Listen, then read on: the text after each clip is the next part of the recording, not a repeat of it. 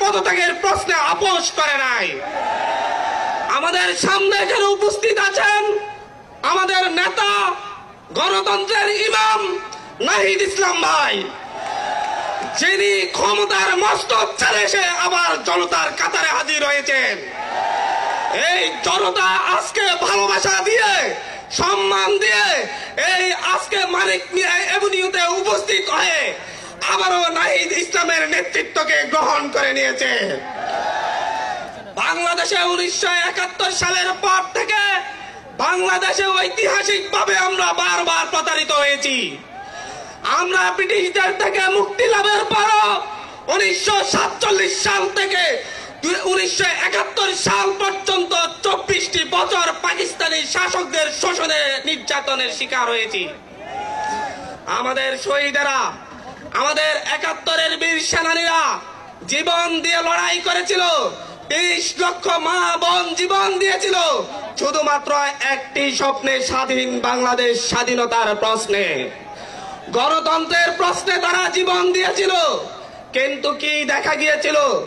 72 থেকে 75 সালে এসেই এদেশের মানুষের উপর একটি দুঃশাসন চাপিয়ে দিয়েছিল শেখ মুজিব। রক্ষী বাহিনী গঠন করে এদেশের হাজারো মানুষকে হত্যা করেছে। তৎকালীন বিরোধী দলীয় নেতা সিরাজ শিকদারকে হত্যা করে সংসদে দাঁড়িয়ে বলেছিল, কোথায় আজ সিরাজ শিকদার? সেই ধাম্বিক শেখ মুজিবের পরিণতি আমরা দেখেছি। আমরা তার পরবর্তী সময়ে 77 থেকে আমরা তার পরবর্তী সময়ে 6টি বছর মেজর জিয়ার শাসনামল দেখেছি, যেটা বাংলাদেশের মানুষকে একটি পথের দিশা দিয়েছিল।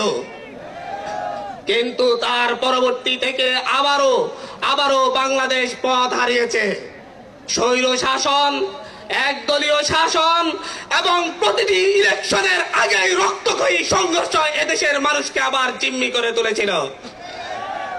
বারবার 1990-এর গণঅভ্যুত্থানের পরে গণতন্ত্রের প্রশ্নে যে মীমাংসা হয়েছিল, সেই মীমাংসাকে উপেক্ষা করে প্রতিটি জাতীয় সংসদ নির্বাচনের আগে এদেশের মানুষ এক দল আরেক দলের মুখোমুখি দাঁড়িয়ে সংঘাতে লিপ্ত হতে বাধ্য হয়েছিল। 2007-8 সালের সেনা শাসনের পরে শেখ হাসিনা ভারতের সাথে এবং তৎকালীন মঈনুদ্দিন আহমেদের সাথে চুক্তি করে একটি পাতানো নির্বাচনের মধ্য দিয়ে বাংলাদেশে প্যাসিবাদী শাসন ব্যবস্থার ভিত্তিপ্রস্তর নির্মাণ করে।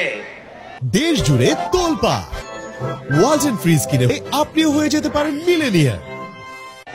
তারপর থেকে 16টি বছর এই দেশের তরুণরা, এই দেশের বৃদ্ধরা, এই দেশের যুবকরা শেখ হাসিনার নির্যাতনের কষাঘাতে নির্যাতিত হয়েছে।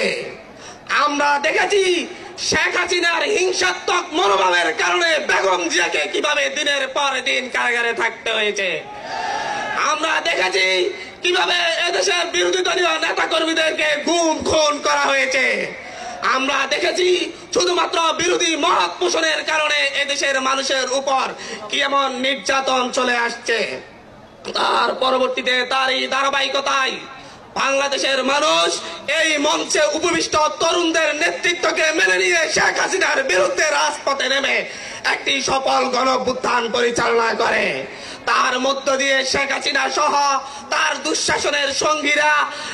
দুঃশাসনের সঙ্গীরা এদেশ থেকে পালিয়ে তাদের দাদাবাড়িতে আশ্রয় নিতে বাধ্য হয়। আমরা আজকে এই দেশবাসীর সামনে উপস্থিত হয়ে বলছি, আমরা আমাদের নতুন দলের পক্ষ থেকে কথা দিচ্ছি, আগামীর বাংলাদেশ গণতন্ত্রের বাংলাদেশ হবে। আগামীর বাংলাদেশে তরুণরা নেতৃত্ব দিয়ে চাঁদাবাজ দখলদার মুক্ত বাংলাদেশ কায়েম করবে। আগামীর বাংলাদেশে আর কোন নির্বাচনের আগে দলে দলে সংঘাত হয়ে প্রাণহানির ঘটনা তরুণরা ঘটতে দিবে না। আগামীর বাংলাদেশে সকল দলমত নির্বিশেষে একসাথে বসবাস করবে। আজকে যেমন আমাদের এখানে সারা দিয়ে বাংলাদেশের সকল রাজনৈতিক দল এখানে উপস্থিত হয়েছে, আগামীর বাংলাদেশ বিনির্মাণে আমাদের এই তরুণ প্রজন্মের নেতৃত্বে সকল রাজনৈতিক দলকে সাথে নিয়ে আগামীর বাংলাদেশ পুনর্গঠন করা হবে। এটা এই দেশবাসীর কাছে আমাদের প্রতিশ্রুতি। আমরা এই প্রতিশ্রুতি রেখে আপনার সংক্ষিপ্ত বক্তব্য শেষ করছি। ধন্যবাদ। ইনকিলাব জিন্দাবাদ।